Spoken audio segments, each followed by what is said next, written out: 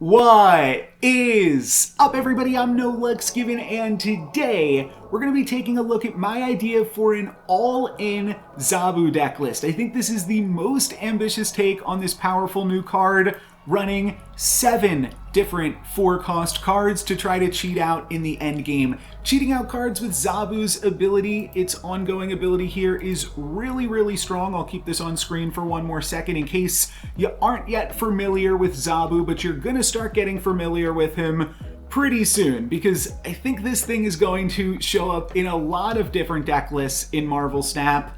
And this is my take on a Day Zero deck list with this season's new card. The idea here that I thought would be really fun to explore is using Zabu plus Serra to make all of your 4-cost cards cost only 1, which is going to allow you to drop 6 different 4-cost cards on that final turn, which gives you a lot of different flexibility and a lot of power. There's also Mystique in the deck. You can go Zabu and then you can Mystique your Zabu, and that will still make all of your 4-cost cards cost 1 as well. So we're really trying to draw Zabu in this deck, and because of that, I'm also playing America Chavez just to make the deck a little bit thinner and increase your chances of drawing Zabu on those early turns. Now, you basically have to play Zabu on turn 3 or 4, but if you can do that, then you're going to be able to drop a bunch of other cards, and I'm also playing Psylocke in the deck to kind of aid in that process. You can go Psylocke on turn 3, which then allows you to play Serra on turn 4, and then you can play Zabu on turn 5 instead, and just have a little bit more flexibility and still have all of those 1-cost cards on the final turn of the game. One other thing that you can do as well is Psylocke on turn 4, and that way on turn 5 you can still go Zabu plus Mystique and be ready to dump your hand on that final turn.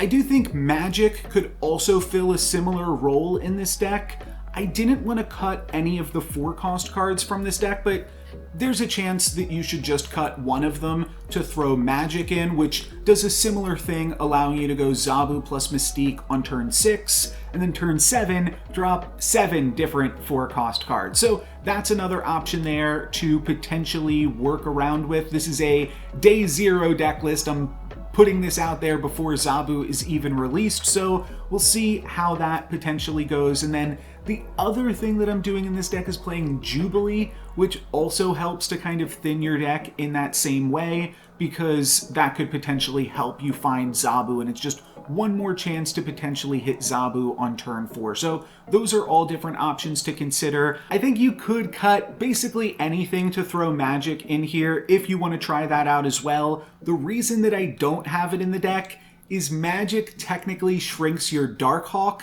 by allowing your opponent to draw 1 extra card here. I'll throw Darkhawk up on the screen in case you have not seen this card before, but ongoing +2 power for each card in your opponent's deck. So typically, in a normal game of Marvel Snap, your opponent is going to have 3 cards left in their deck at the end of the game, and that will make this a 4 energy, 7 power card. So pretty strong card, and we're also playing some additional synergies to potentially pump this up. The deck is doing a lot of crazy things. It's definitely ambitious, like I said, and has a lot of different potential options for it. I'm just noticing now that if you Zabu on turn 3, on turn 4 you can go Wong plus Psylocke.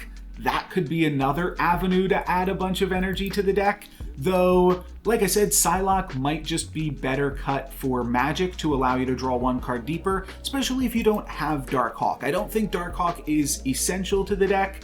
You can basically replace the 4-cost cards with any 4-cost cards as you see fit, or depending on the metagame, but this is kind of the core of what I think could be a really fun Zabu deck list. And some other strategies that we got going on in here, obviously there's a lot of on-reveal abilities, that's why we're playing Wong, and we're also playing Absorbing Man. I'm going to throw that up on the screen as well, because that is a Series 4 card that you might not be super familiar with, but Absorbing Man seems really strong but hasn't quite found a home yet. But I think it might find a home in this one, especially if you can only play it for 1 energy. That seems pretty good. On reveal, if the last card you played has an on-reveal ability, Absorbing Man gets to copy it. So there's a few cool things that you can do with that. One of them is going to be, and this is a basic card, this is a pool 3 card, but I'm still going to throw it up on the screen because you might not be familiar yet with Rock Slide. It's a 4/6 that on reveal shuffles 2 rocks into your opponent's deck,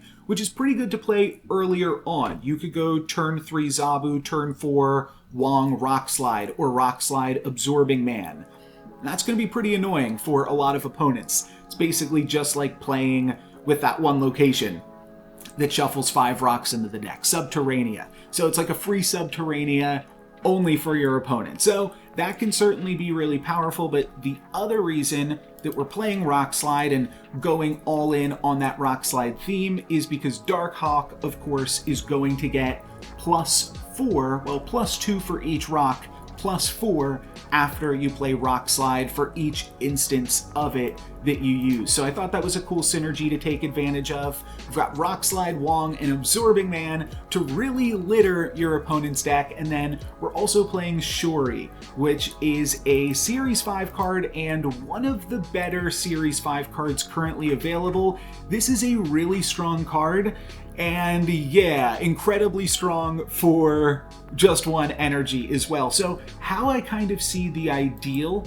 turn 6 going is Wong plus Shuri, which is then going to quadruple the next card that you play, and then you just play Absorbing Man, also into that Wong location. That'll quadruple up to 12, and then you play something else like a Rock Slide or a Darkhawk, and that'll get doubled up to Rock Slide just by itself gets quadrupled up to 24. So that can be insane. And you can even throw that Rock Slide in the Wong location. So it's 24 power from Rock Slide plus 12 power from the Absorbing Man. That's going to shuffle 4 rocks into your opponent's deck.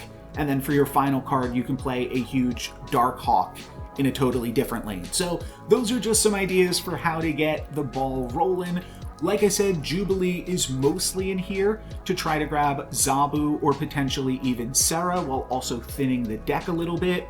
And then we've got Shang-Chi, which is one of the best cards in the game, also happens to cost 4 and could be pretty decent in this deck. This deck is almost never going to have priority because you're just waiting until that final turn to drop a bunch of cards.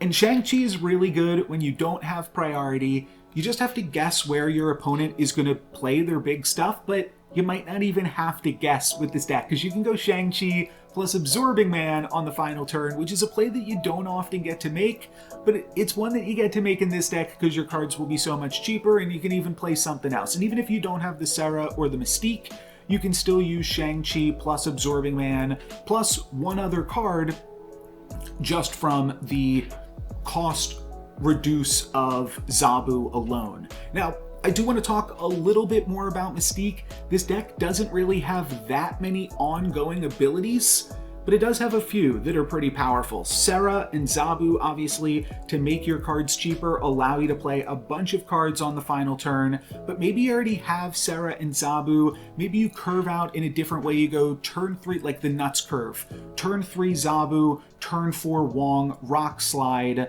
Actually, let's go back a little bit, because what I was going to say is that there's 2 other ongoing abilities in the deck, Wong and Darkhawk. So I'll just leave it at that. Both of those are really, really powerful ongoing effects, and if you decide you even want some more of that action, you can grab that from Mystique. So something like using Mystique to copy a Darkhawk and then Wonging your Rock Slide to fill your opponent with a bunch of rocks, or doing something like Wong Mystique. That could also certainly be a play. Turn 4 Zabu. Early turns do nothing. Turn 4 Zabu, turn 5 go Wong Mystique, copying your Wong, and then you're still going to be able to play 3 more cards for the rest of the game, while also being able to drop a bunch of stuff for those on that final turn.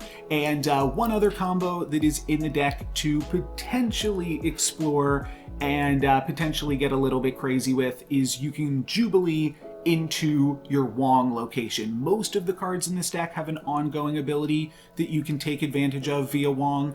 I don't think that you're going to want to use this that often, but it is still there in the deck, and you can even do this on turn 4. You can go turn 3 Zabu into turn 4 Wong Jubilee, and just grab 2 more cards out of your deck, hopefully hitting like Rock Slide and Shuri in some capacity, which can obviously be extremely powerful.